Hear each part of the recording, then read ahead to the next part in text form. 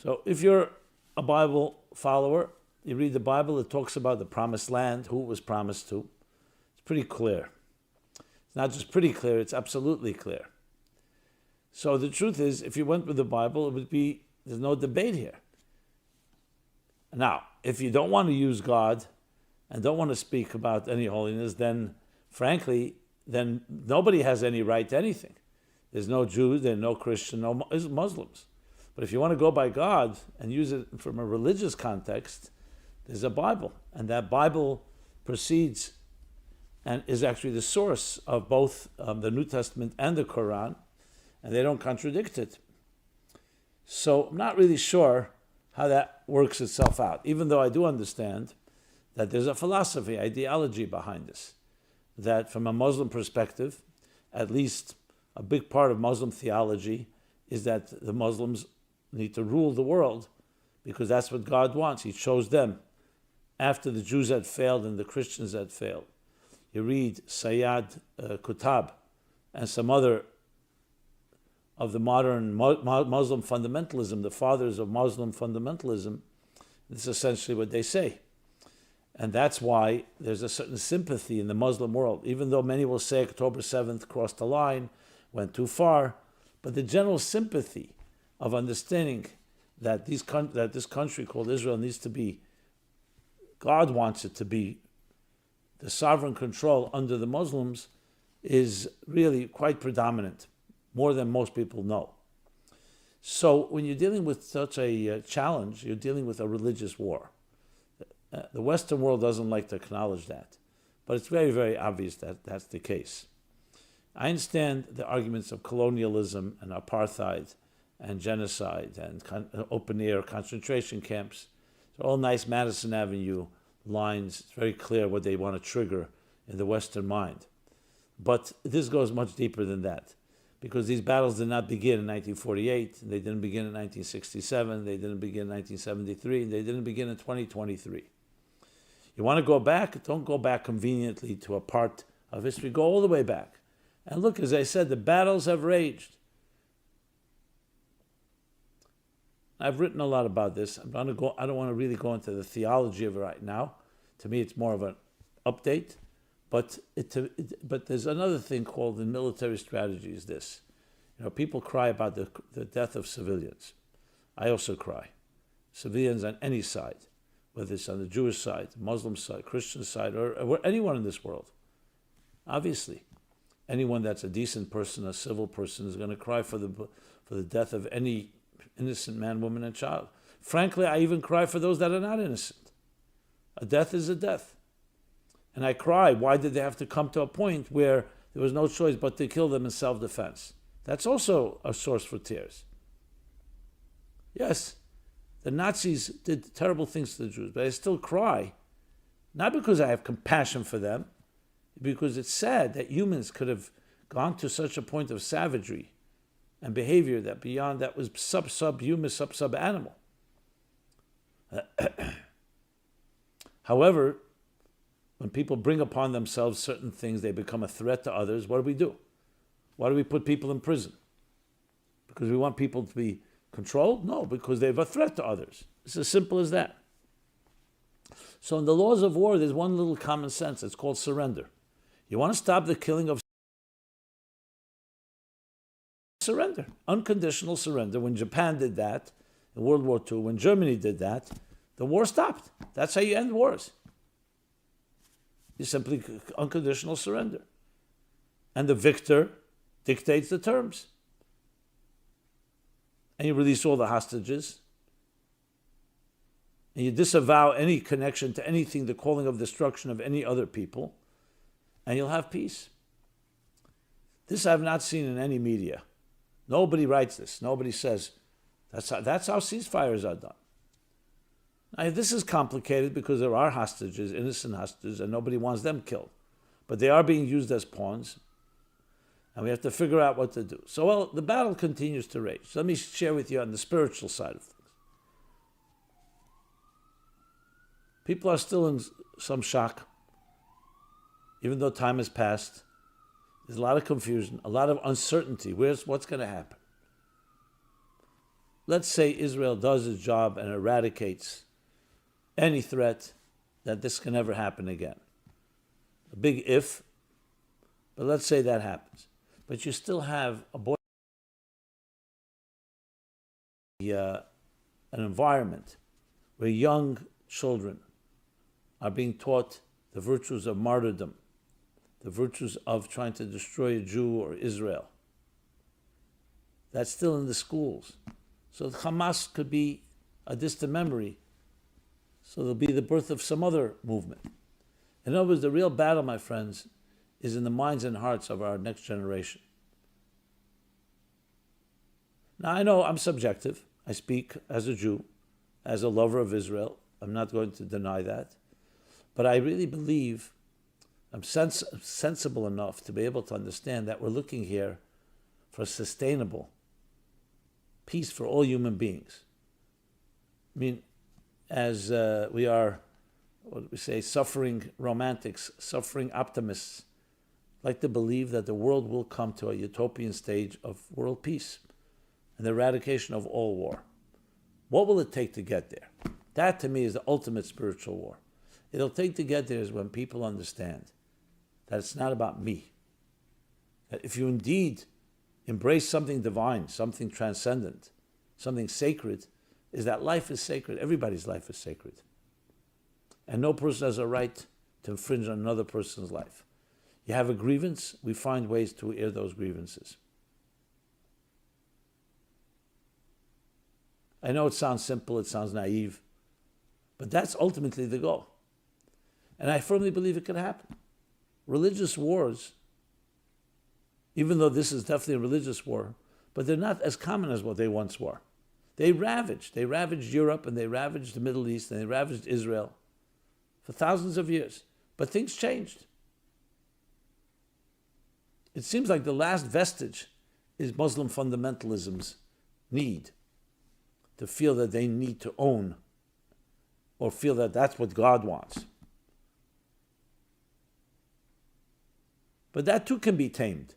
But you'll need a collective effort, a global effort. I have not seen the leader that calls for that.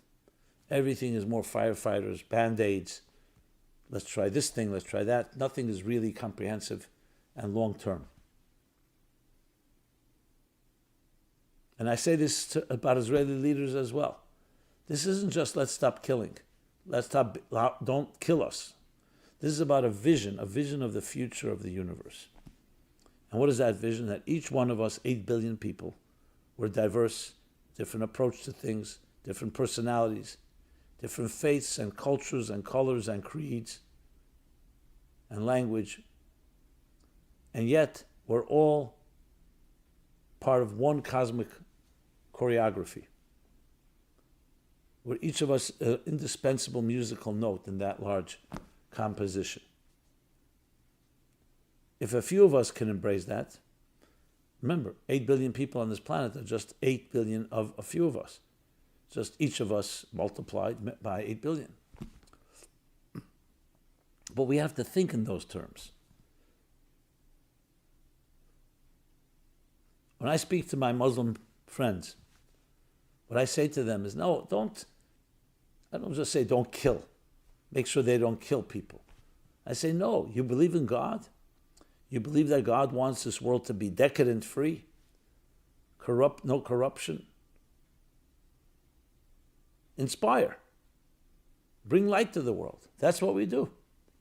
That's what we, the Jewish people, have been trying to do for thousands of years. Be a living example of what it means to be a kind person, a loving person. You'll have much more impact than violence or through fear or through threats and so on.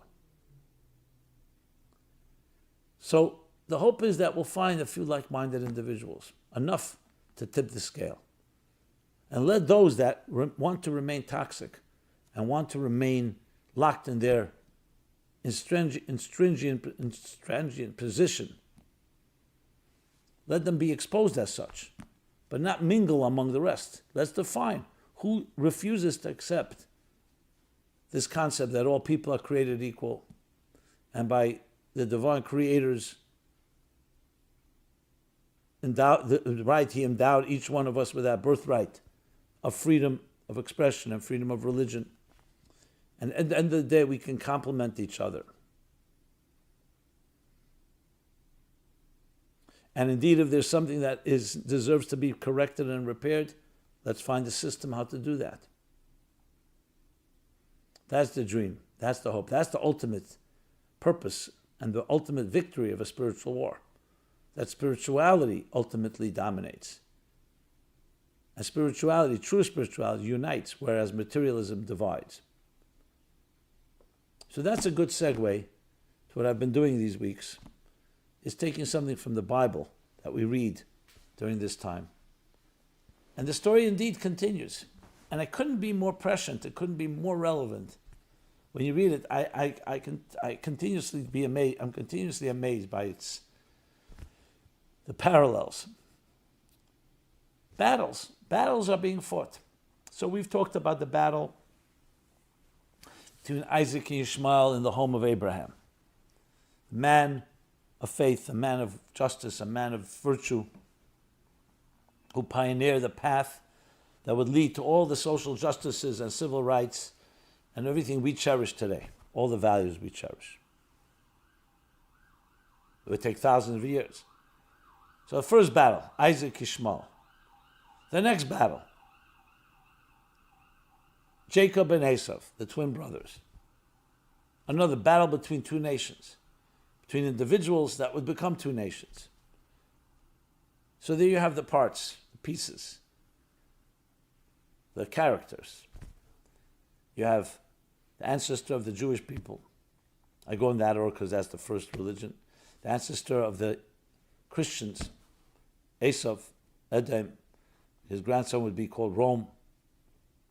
And you have the ancestor of the Arab Muslim world in Ishmael. And the battles go on. Then, finally, Jacob has suffered greatly. He had to escape from his brother filled with wrath, only to go into the fire from the frying pan to meet his uncle Laban, another mischievous, sly, cunning individual. And finally, he builds his family and returns back home to Be'er Sheva, in southern Israel. Vayeshev means to settle. He settled. We're told what happens. Jacob says, enough is enough. I've fought too many battles in my life. I'm worn down. I want to live in peace. I want some tranquility, some harmony. No, but it would not be. The next tragedy takes place. His sons, Jacob's sons, are jealous, envious of their brother Joseph. And they ultimately make a plot first to kill him, and then they sell him into slavery. And that's the story of this week's biblical chapter, into slavery. But who are the slave owners? Yishmaelim. Suddenly Yishmael makes a reappearance. It says Arabs, children of Yishmael. That's who the brothers of Joseph sold their brother to. And they bring him down to Egypt, where he becomes a slave in Egypt, becomes an accountant, then he's imprisoned, and then finally he's released, which we'll read in the next chapter. And he rises to become the viceroy, the second in command in Egypt under Pharaoh, and turns that country into a superpower, because the commodity of the time was not microchips, and was not oil, it was grain. And there was a tremendous famine. And Joseph had an ingenious method of storing that grain, that they would have enough, not just for themselves, but also to trade and sell. So Egypt became the great Egyptian empire. But I'm jumping ahead of myself. Where we are now, we're not up to that yet. He's not become viceroy of Egypt yet. Now he's just a plain slave sold by his brothers out of their jealousy. Now these were not small people. The tribes, the other tribes, Joseph's brothers, were great people. But they were threatened by him. And there are many explanations given what the threat was. The bottom line is jealousy, envy, and divisiveness brought what? To the Ishmaelim to make a reappearance. They're buying this Jew Joseph from his Jewish brothers. That's what divisiveness can do.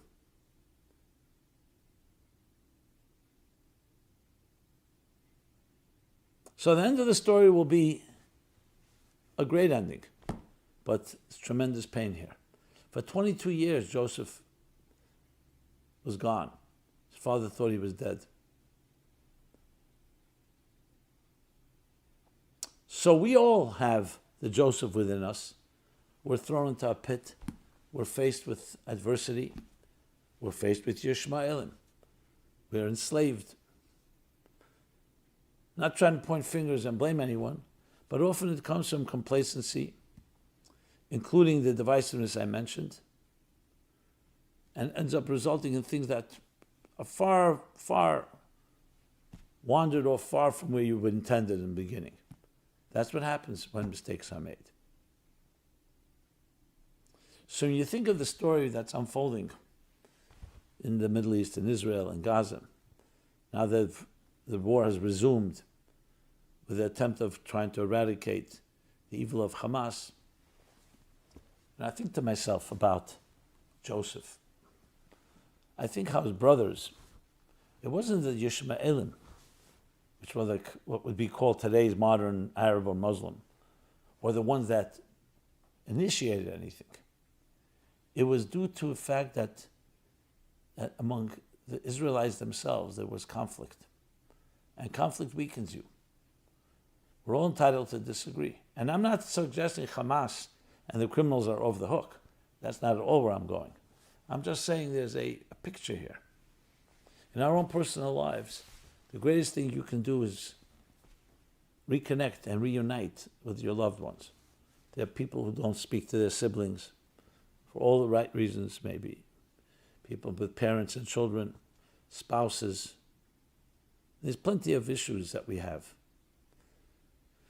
But to be able to transcend that, and I know people will say, well, if you knew what my sister did to me, or my brother or my father, you would also not speak to them. Perhaps. So firstly, that's a rare instance. But even then, we are not meant to be victims. Later we will learn that Joseph was not even angry at his brothers. He said, I was led here by God.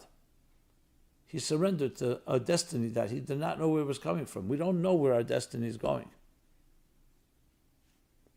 So you have within the story that number one is the battle's not over yet. Jacob, you feel bad for him after everything he went through. He had to have now this with Joseph. He had already to deal with his brother and had to deal with his uncle. But the world is not a perfect world. And when you're a sensitive soul, you're going to feel the brunt of it. And he did. Jacob did. And Joseph was forged through his challenges to become a great man. A great man that when they reunite, he does not humiliate them. He does not seek vengeance. Another lesson in life. He doesn't seek vengeance. He seeks clarity. He seeks destiny. What are we going to do together? But again, we're jumping ahead. Right now, the story is being sold to the Ishmaelites. We must be united, all of us. We must feel that we're all part of one big plan by God. All people on this earth, men, women, children, as I said, of all creeds, colors, religions, and faiths. And that will create tremendous strength, the harmony within diversity that's necessary. In this chapter in the Torah, they have not yet reached that place, but we learn from them. We learn what was going on. Why were they so passionate about their positions they couldn't find some middle ground? But to suggest that you're going to find middle ground when certain atrocities are done and you have a sworn enemy, that's just plain naivete. That's plain delusional. So, my friends, from the spiritual war front, there are many good things, beautiful things happening. From my end, one thing we launched now, I have a book called Torah Meaning for Life. It exists also in Hebrew with an additional chapter about Israel. And so we launched an effort to get that book published, a special edition in honor of the IDF, of the Tzahal, Israeli soldiers, military, and to get it in the hands of every military person we can. So we began a campaign to do that, to bring 50,000 books to a different. It's a book that's inspiring, that is gives strength and courage and clarity. So if you want to participate, just go to our website, meaningfullife.com/operation spiritual sword. Spiritual sword. So that's just one. And then we continue the programming, the videos addressing the topics that many of you ask to us, to ourselves. And the main thing is to remain steady as we go. Stormy seas, but we need to be strong ships. Strong ships that are forging ahead, that are here to bring more light than there is darkness. And a little light dispels darkness. So in the end of so in the picture of it all, it comes down to that the battle of life is the battle between spirit and matter, or you could say energy and matter. And ultimately spirit will prevail. That I have no doubt about. It's painful every second that it doesn't. We could come to that place, but we have to join together and we have to create that ripple butterfly effect by reaching out, by paying it forward, by influencing people, inspiring them and saying to them, now you inspire in turn another 5 people. That's the way to go. And we can and will demonstrate how even a little light dispels darkness, how much more so a lot of light. That's where we are. And we will continue. I, my team, wonderful team, and any one of you I invite and welcome. And I hope you welcome me as well in this joint effort, because no one is too small and no one is too big. We're all part of the same story, the same narrative. And we have to really mobilize ourselves and connect to each other, collaborate, complement in ways that we can create something that's more than the sum of the parts. And we will experience true peace, which does not mean the elimination. You only eliminate that which refuses to yield, that the bacteria or the infection that refuses to go away. But you don't in any way compromise any human being. Even those that have embraced an ideology that's completely repulsive to us, even they are human beings. They need to be taught. Hopefully we can teach them in a peaceful way. Because at the end of the day, that's what God wants, peace. But not peace as in appeasement, or peace as in compromising. True peace as wholesomeness, that we can be diverse and yet harmonious in the process. Thank you so much. This has been Simon Jacobson speaking about report from the Spiritual Warfront, Week 8. If you have any questions or comments, don't hesitate to write to us. Please subscribe if you haven't yet on our growing YouTube channel, on our other subscriptions. And please check it out, meaningfullife.com. Our website is meaningfullifecenter.com and YouTube. And I look forward to continuing our conversation and our bonding and our connection, especially in these times when we need each other more than ever. God bless you and be well. Thank you.